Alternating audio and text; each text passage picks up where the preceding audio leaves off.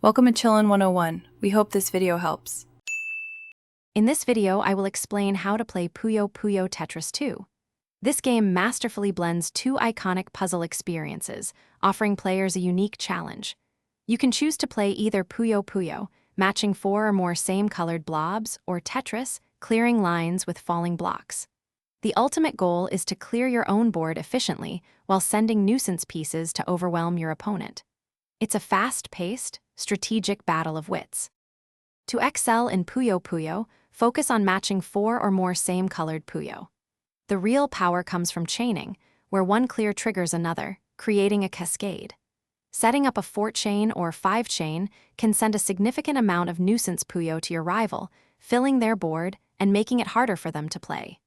Strategic placement is key to building these impressive, game-changing combos. In Tetris, your objective is to clear lines by forming complete horizontal rows with the falling tetraminos. Mastering techniques like the T-spin, where you rotate a T-block into a 1x2 space, yields bonus points and sends extra garbage.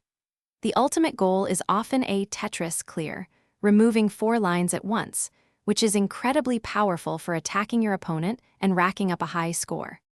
Puyo Puyo Tetris 2 offers exciting advanced modes like Fusion, where both Puyo and tetraminos fall onto a single board, demanding quick adaptation. Skill Battle Mode introduces character-specific abilities and item cards, adding a new layer of strategy. You can use skills such as HP recovery, attack boosts, or even board manipulation to outwit your opponent. Mastering these modes requires both quick reflexes and clever tactical planning. Thanks for watching. Consider subscribing if we helped you.